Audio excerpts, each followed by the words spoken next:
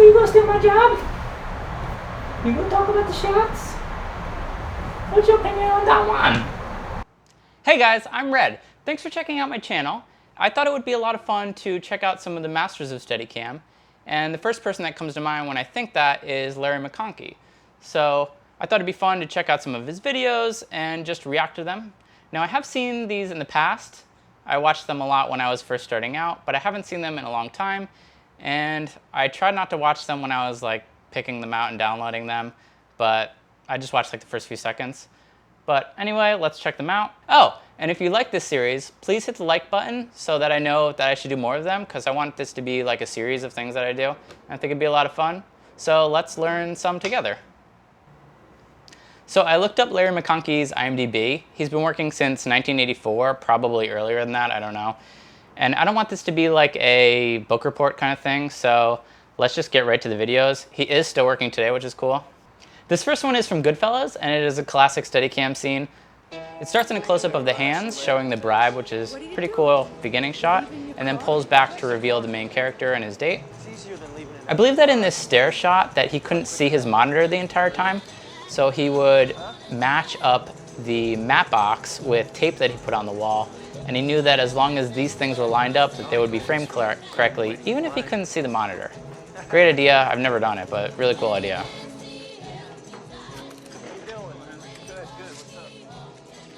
I'm not sure how that door would be open like that. There must have been some trick to keep the door open, or else it would have swung in the way.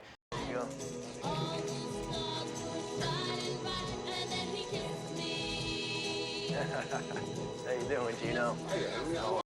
I wonder if they put that guy there just so that there wasn't a long pause down this hallway. I kind of bet they did. Good, good. Hey, good. Every time I come here, every time you two. Don't you work? Going around a lot of turns. This would be a very difficult shot to do. There's lots of zigzags through this hallway, and you know this hallway isn't a very wide one. There's also a ton of extras in this shot, and I can't tell if they're actually extras or if this is actually a working bar. I guess that's a sign of a good movie. But a lot of extras don't really pay attention to the camera, and they might just run right into you. That happens all the time. I wonder if any of these shots got ruined because they just bumped into the sled. That would just drive me crazy, especially if you were carrying this huge rig for a super long shot like this and extra bumps into you. I see him touch that guy's shoulder, and I was wondering if he was actually supposed to do that or if he was kind of moving him out of the way, warning him. I'd really want to know if this is actually a set or if they were shooting this with live workers. This is when it starts getting super tight. The kitchen is really difficult. You can see that he's probably pushing the rig out in front of him to get through these tight spot with the table and the wall.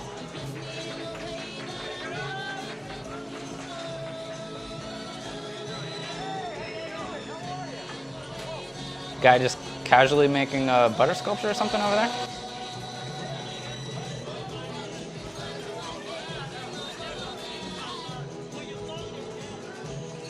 So many turns in this. You can see that they actually made 4 right-hand turns and ended up in the same location. They could have just made a left-hand turn back there. That's kind of a trope of Steadicam where you will take kind of the long way around because it looks cooler. I don't know, maybe he just wanted to say hi to the kitchen staff, who knows.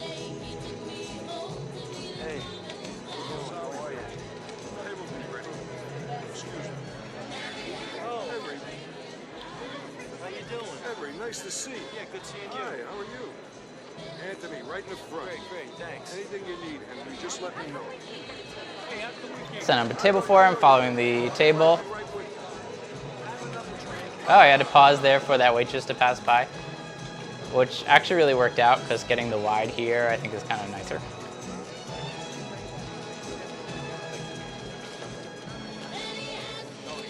You can see they went around the back of him to the right, or they went around the back of him to the left. How are you? What's up? Good. How you doing? You gave them $20 each. It's all right.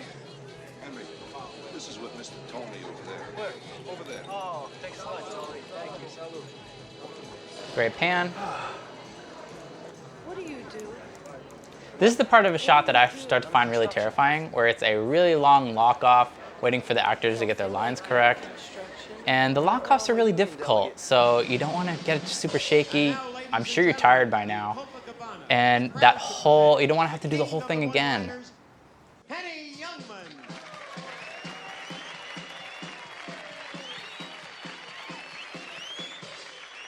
How are you all? I'm glad to be here. Take my wife, please.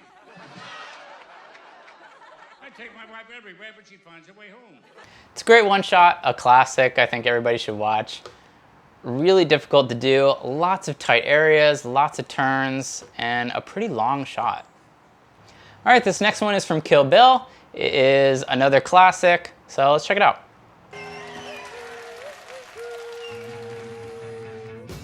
Starts fairly establishing the area, although I think we've already seen it at this point in the movie. I haven't seen it in a while.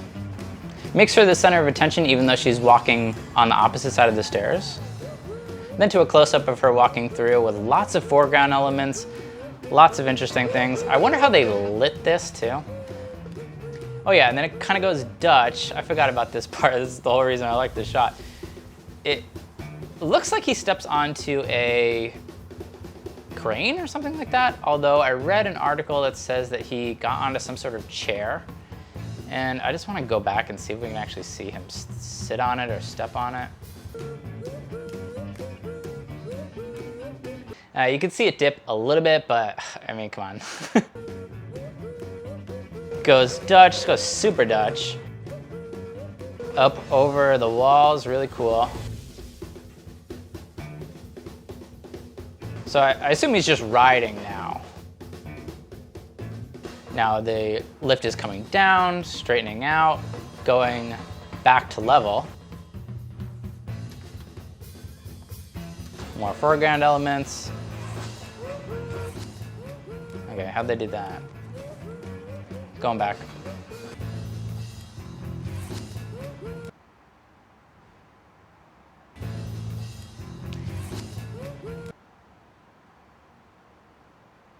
Okay, I'm trying to go through in my head how you would do that. Is that like a polarizing thing? Is that like some sort of wall material that can be transparent? Or is that just straight up a movie effect?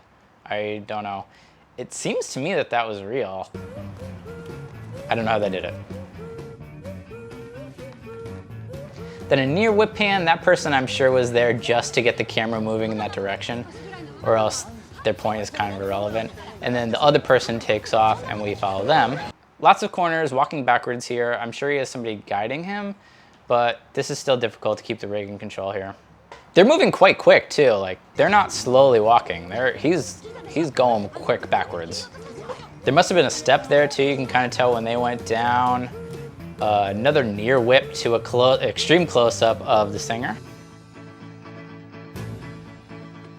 I feel like that was almost a filler for timing so that they didn't have that long, boring walk across the top steps there. You didn't want him to just walk up those steps and then back down the steps, switching another character. That would have been quite boring.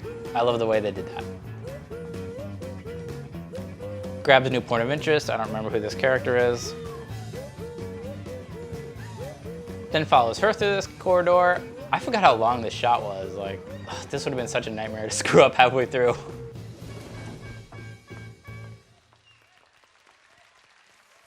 What is that wall? I still have no idea, and I find it super interesting. If that is just a like effect where they like cut the frame and they added in a different frame from something else shot, that's very disappointing. I like to think that it's some sort of polarizing filter. That would be really cool. Super beautiful shot, super beautiful movie. Man, I'm glad they got on that lift really early in the shot because that would have been a nightmare to screw up halfway through. Very cool shot. Now this last one is a shot from the movie Hugo. I believe it's the last shot of the movie. I've never seen the movie, sorry. I do want to show you what the rig looked like though. This is at the time of 3D cameras, which was an absolute nightmare. Let's check it out. Just look at this rig though. It's the two Alexas. You can see one at the top like normal, and then one is at the bottom facing up to the sky. I have no idea how heavy this camera was, but you can see by the length of the post that it was a bit of a nightmare.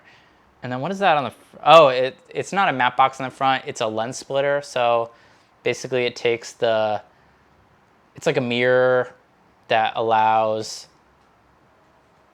the bottom, the pointing up camera, to be essentially right next to the other camera, even though spatially they wouldn't be able to be directly next to each other. But they need to be aligned like they're your eyes to make the 3D effect work. I don't know what all these other cables and stuff are. Oh, it's it looks like power. I mean, he's still running them off batteries. So I can't tell if that's power. I don't know what's going on with half of this. When I was looking for the shot, this is another well-known shot he did. I found that there was a camera mounted on top of his camera to show what he was doing, the BTS of it. So I figured a side-by-side would be cooler to look at.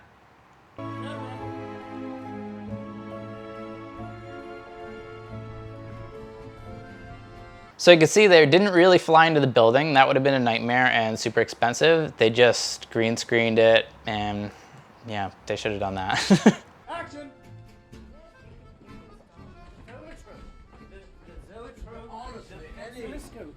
Any study of the history. Those characters moving your eye through the door so that the camera has reason to kind of go through the door.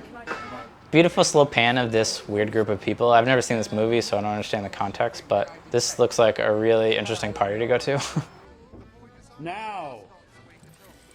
You can hear Larry there call out the now, which is something I like to do also, where you can cue the actors on occasion because you know when the camera has landed kind of before the director is going to know, and you can actually cue before it even does, and you know you're ready to move on to the next bit.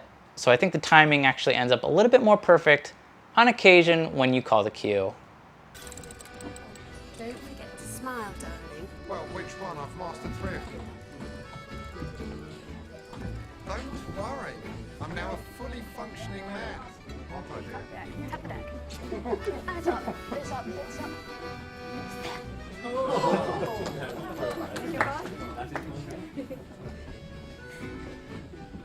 Once upon a time. I just remember this from the past, but take a look at the back of the wall here.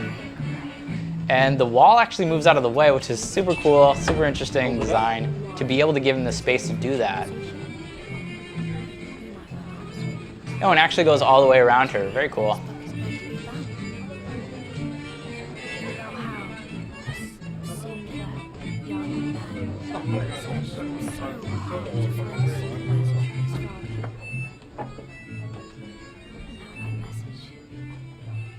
His way all the way home. And then it looks like they did the end of it digitally, which makes a lot of sense, especially if the character isn't real. Yeah, he's definitely out of breath.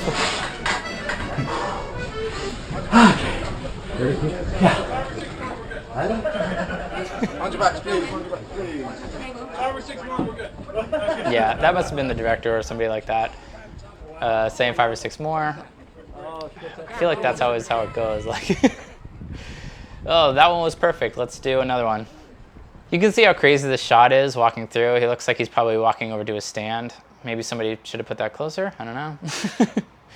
But yeah, that was a really awesome shot. Super beautifully done. So many extras to coordinate.